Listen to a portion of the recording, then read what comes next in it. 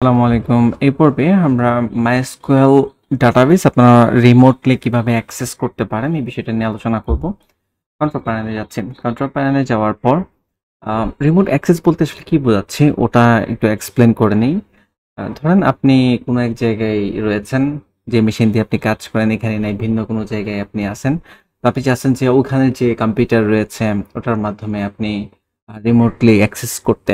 ঠিক আছে? বা যেকোনো কারণে আপনার সফটওয়্যারের মাধ্যমে রিমোটলি অ্যাক্সেস করার প্রয়োজন হতে পারে। ঠিক আছে? কিভাবে করবেন সেটা। এখন এইটা করার জন্য আমাদেরকে স্পেসিফিক ভাবে যদি শুধুমাত্র ডাটাবেজ অ্যাক্সেস করতে চান আপনি চাইলে করতে পারবেন। তো এখানে একটা অপশন রয়েছে ডাটাবেজের আন্ডারে, আপনারা দেখতে পাবেন যে রিমোট MySQL। আমরা এখানে একটু ভিজিট করি। এখানে ইনফরমেশন এড করার আগে আমরা একটু আরো কিছু জিনিস দেখে নিই। কন্ট্রোল প্যানেলে আমি যাচ্ছি। কন্ট্রোল প্যানেলে যাওয়ার পর আমাদের এখানে অলরেডি একটা ডিফল্ট মানে ওয়ার্ডপ্রেস সফটওয়্যার ক্লাসের মাধ্যমে আমি ইনস্টল করেছি। এখন এটা ডাটাবেস সম্পর্কে আমাদেরকে একটু জানতে হবে। আমি ফাইল ম্যানেজারে যাচ্ছি। ফাইল ম্যানেজার, দেন হচ্ছে পাবলিক আন্ডারস্কোর HTML, তারপর হচ্ছে আমাকে wp config.php যে ফাইলটা আছে ওটা ওটা দেখতে হবে। ভিউ ক্লিক করতেছি। তো এখানে ডাটাবেজের নাম দেওয়া আছে, ডাটাবেজ এই ডাটাবেজটা কে মেনটেন করতেছে ইউজার এখানে দেওয়া রয়েছে, পাসওয়ার্ডও দেওয়া রয়েছে এখানে। আপনি তো যখন যদি সফটওয়্যার ক্লাসের মাধ্যমে তৈরি না করেন, ম্যানুয়ালি যদি আপনি তৈরি করেন সেক্ষেত্রে তো আপনি এখান থেকেও অ্যাক্সেস করতে পারবেন MySQL ডাটাবেস। এখানে যদি আপনি ভিজিট করেন তাহলে কিন্তু সবগুলো ডাটাবেস ইউজার কোন ডাটাবেসের সাথে কোন ইউজার ক্রিয়েট করা রয়েছে সেটা কিন্তু আপনি দেখতে পারতেছেন। ঠিক আছে? যেমন আমাদের এখানে সাইটে কিন্তু এই যে CF_WP751 এটা হচ্ছে আমাদের ডাটাবেস। এখন এটাই কিন্তু ইউজার মানে ডাটাবেস, যেটা ইউজার নেমও সেমই রাখা হয়েছে। এখন কোনো কারণে যদি আপনি ইউজারের পাসওয়ার্ড এখান থেকে চেঞ্জ করেন, আমি চেঞ্জ করতেছি, চেঞ্জ পাসওয়ার্ড, কারণ আমি নতুন একটা পাসওয়ার্ড সেট করতে যাচ্ছি। কপি করে রাখলাম, I have copied, use password, then হচ্ছে চেঞ্জ পাসওয়ার্ড। এখন এই যে আপনি এই ডাটাবেজের পাসওয়ার্ড, এই ইউজারের পাসওয়ার্ড যে আপনি চেঞ্জ করলেন, কারণ এই ইউজার কিন্তু এখানে কাজ করতেছে। ওকে, এখন পাসওয়ার্ডটা কিন্তু এখানে দেওয়া হচ্ছে এটা।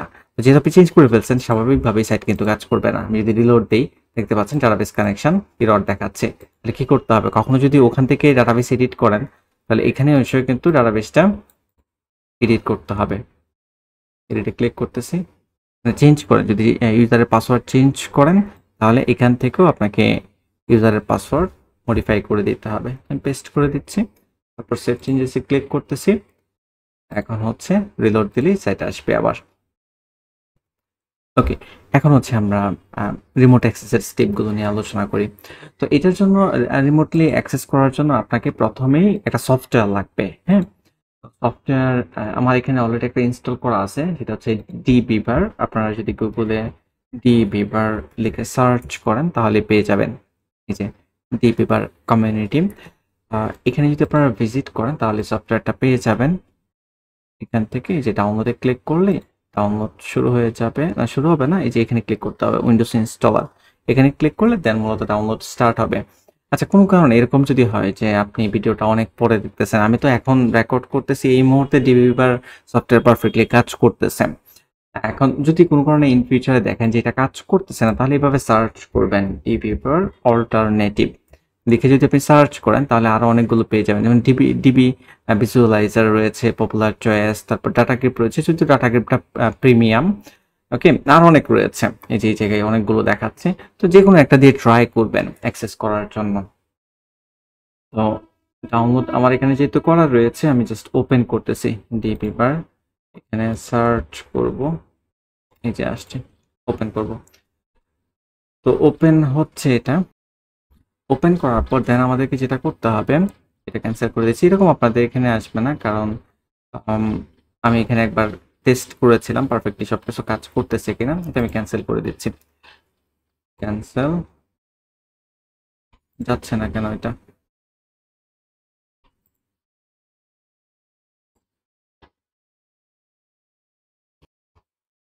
যাই হোক, এখানে একবার কানেক্ট করার পর বারবার এটা পপ আপ হয়ে আসতেছিল, জানি না কি জন্য এরকম হলো। কয়েকবার আমার ক্রস করা লাগছে, এখন এটা চলে গেছে। ওকে, যেটা আমি আপনাদেরকে দেখাতে চাচ্ছিলাম সেটা হচ্ছে প্রথমেই আমাদেরকে যেটা করতে হবে, এইখান থেকে এই যে প্লাস নিউ ডাটাবেস কানেকশন, ঠিক আছে, অথবা এই জায়গায় ডাটাবেস থেকে এখানে আসতে পারবেন, কন্ট্রোল শিফট এম বা নিউ ডাটাবেস কানেকশন এখানে ক্লিক করতে হবে আপনাকে। ক্লিক করতেছি, ক্লিক করার পর দেন আপনাকে সিলেক্ট করতে হবে যে আপনি কিসের ডাটাবেসের সাথে কানেক্ট হতে চাচ্ছেন। For example MySQL. মাইস্কুয়েলে ক্লিক করব এখানে, ক্লিক করার পর দেন হচ্ছে নেক্সটে ক্লিক করব।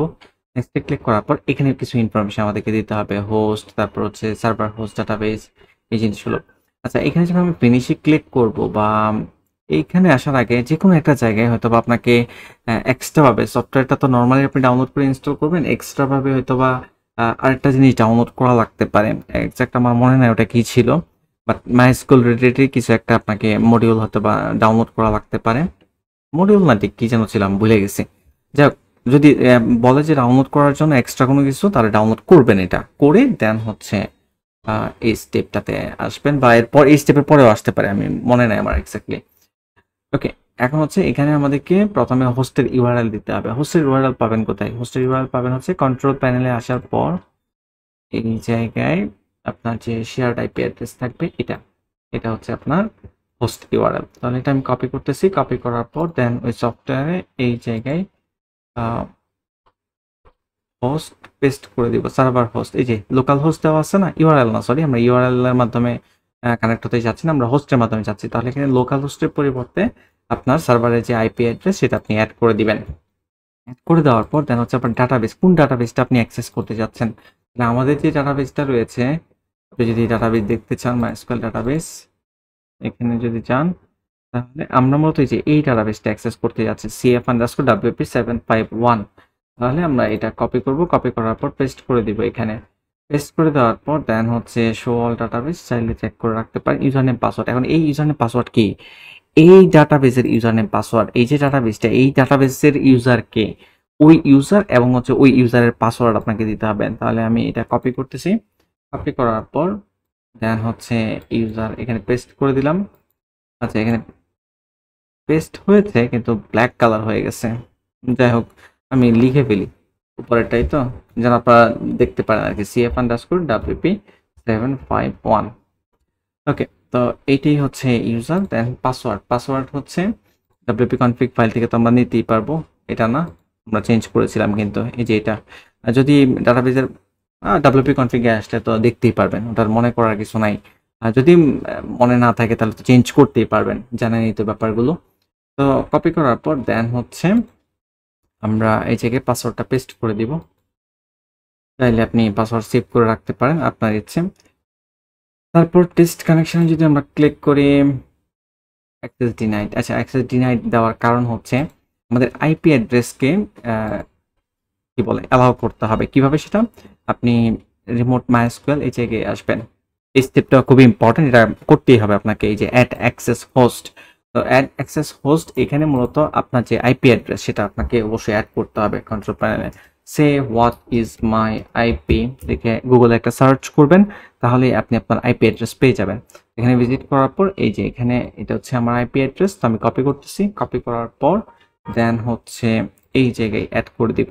এটা কন্ট্রোল প্যানেল থেকে আগেই আসলে অ্যালাউ করে রাখতে হবে, না হলে আপনি ডাটাবেস অ্যাক্সেস করতে পারবেন না, সেনসিটিভ জিনিস ডাটাবেস। ওকে, তো যে আইপি অ্যাড্রেস থেকে আপনি অ্যাড হবেন ওটা কন্ট্রোল প্যানেলে অ্যাড করতে হবে আগে। যাই হোক, অ্যাড হোস্টে ক্লিক করতেছি, অ্যাড হোস্টে ক্লিক করার পর দেন হচ্ছে গো ব্যাক। অলরেডি দেখতে পাচ্ছেন অ্যাক্সেস অ্যালাউ করা রয়েছে। এখন আমরা একটু আবার ট্রাই করি, ঠিক আছে? আবার টেস্ট কানেকশন ফর এক্সাম্পল। ওকে, মনে হচ্ছে হয়ে গেছে, অলরেডি কানেক্টেড, দেখতে পাচ্ছেন টেস্ট মানে সাকসেসফুল হয়েছে। এখন ওকেতে ক্লিক করব, দেন হচ্ছে ফিনিশ। ফিনিশে ক্লিক করার পর এই যে আমাদের ডাটাবেস কিন্তু এখানে চলে আসছে, CF_WP751। আমি এখানে ক্লিক করতেছি, ক্লিক করার পর দেন হচ্ছে এখন ডাটাবেসে যে টেবলগুলো থাকে, নর্মালি তো আপনারা অ্যাক্সেস করতে পারেন PHP_MyAdmin থেকে। এই যে PHP_MyAdmin, এখানে যদি ভিজিট করেন তাহলে তো সকল টেবিলগুলো দেখাচ্ছে। CF_WP751, এই যে আমরা এই টেবিল ফিক্সের মাধ্যমে বাকি যে টেবিল ডাটাগুলো দেখতে পাচ্ছি।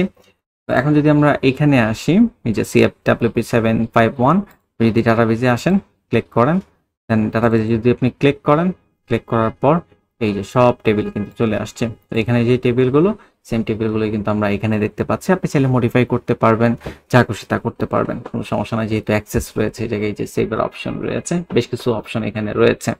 বাকি জিনিসগুলো আপনারা নিজেরা একটু দেখে নেবেন, যার যেটা প্রয়োজন এটা আপনি ওই অনুযায়ী ব্যবহার করবেন। সে আমরা যদি ইউজারগুলো চেক করি, ডাবল ক্লিক করতেছি, ডাবল ক্লিক করার পর দেন হচ্ছে এই যে মশিউর ইউজার, তারপর হচ্ছে ইমেল, সবকিছু এখানে দেখা যাচ্ছে। মানে আপনি পিএইচপি অ্যাডমিনে যা দেখতে পারেন এখানে আসলে সেম জিনিসই দেখতে পারবেন, প্রয়োজনে মডিফাই করতে পারবেন।